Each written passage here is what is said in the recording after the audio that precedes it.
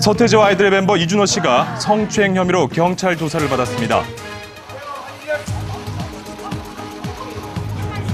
이준호 씨는 이태원의 한 클럽에서 여성 2명을 성추행한 혐의로 조사를 받았는데요. 이준호 씨를 경찰에 신고한 여성들은 이준호 씨가 자신의 가슴을 만지는 등의 강제 추행이 있었다고 주장했습니다. 과거 이준호 씨는 강제 추행 혐의로 기소유예 처분을 받았으며 지난해 사기 혐의로 불구속 기소된 적이 있어 이번 논란을 가중시켰습니다. 경찰 소환 조사에 출석한 이준호 씨의 입장을 직접 들어봤습니다. 성추행 혐의 인정하십니까? 네, 인정 안 합니다. 네. 조금만 옆으로 나와주세요. 인정 안 하는 이유가 있나요? 그러지 않았습니다.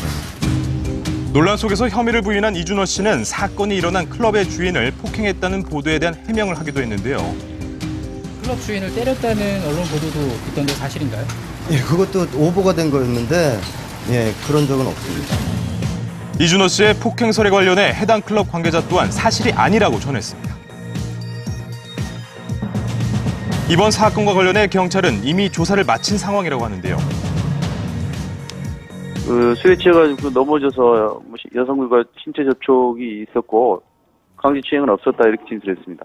자세한 내용은 안 나오지만 분석을 저희가 마쳤고 그걸 참고해가지고 결론을 내서 다음 주 중에 검찰에 송치할 예정입니다. 최근에 제가 상당히 어려운 상황에서 또 불미스러운 일들이 이렇게 만들어지는 바람에 상당히 죄송스럽습니다. 죄송스럽기도 하고 또 저도 그렇고 저희 가족들도 상당히 고통스러워하고 있습니다. 이준호 씨 성추행 혐의의 진위 여부는 조금 더 지켜봐야 할 것 같습니다.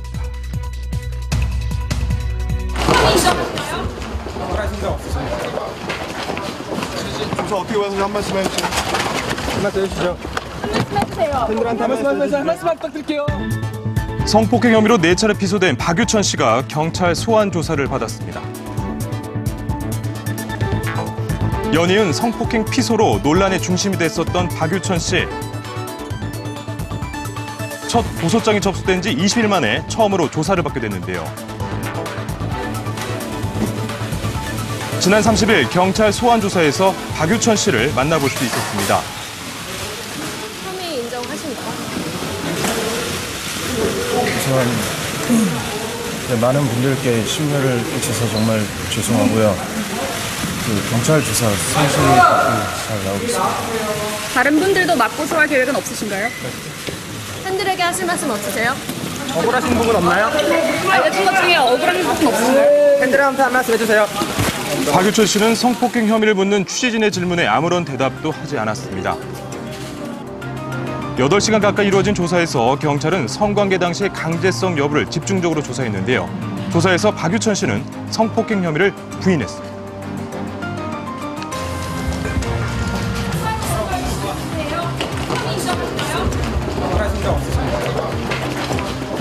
조사 어떻게 봐서 한 말씀 해주세요. 한 말씀 해주시죠. 팬들한테 한 말씀 부탁드릴게요.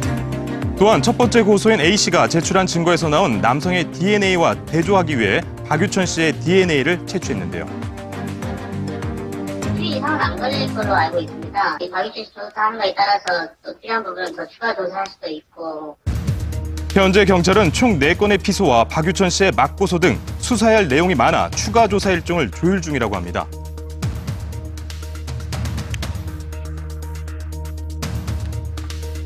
한편 한 매체를 통해 첫 번째 고소인 A씨가 재고소했다는 내용이 보도됐는데요. 이에 경찰 측은 사실이 아님을 밝혔습니다. 박유천 씨 사건과 관련된 조사는 지금도 계속되고 있는데요. 자세한 소식 나오는 대로 저희가 직접 전해드리도록 하겠습니다.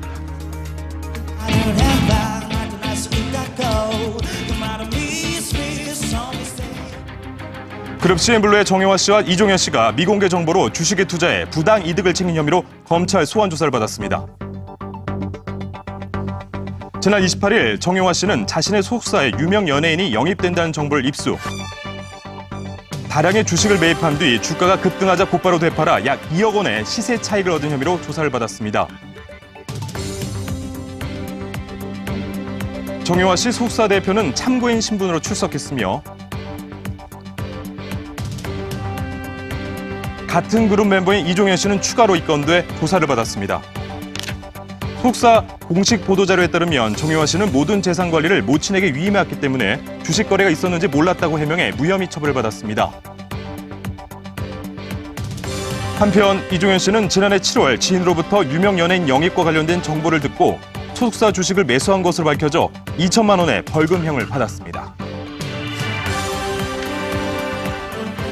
죄송해요. 제가 지나쳤어요. 논란은 일단락됐지만 CN블루의 향후 행보에 비상이 걸렸습니다. 배우 김성민 씨가 영원한 이별을 고했습니다. 24일 새벽 갑작스러운 자살 시도로 모두를 놀라게 했던 고 김성민 씨.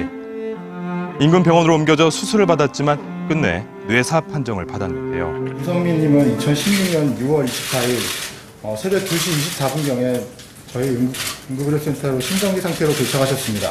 환자의 자발 호흡이 없고 뇌파가 정상적으로 나오지 않아서 뇌사 판정을 의뢰하게 되었습니다. 가족들은 김성민 씨의 뜻에 따라 장기 기증을 결정. 김성민 씨는 5명에게 새 생명을 주고 떠났습니다. 지난 화요일 김성민 씨의 발인식이 있던 날, 가족들과 지인들이 마지막 가는 길을 함께했는데요.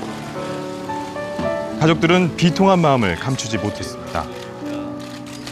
좋아하는 일을 할 때 지치세요? 밝고 긍정적인 모습으로 많은 사랑을 받았지만 2번의 마약 사건에 연루되면서 굴곡진 삶을 살았던 고 김성민 씨, 삼가 고인의 명복을 빕니다.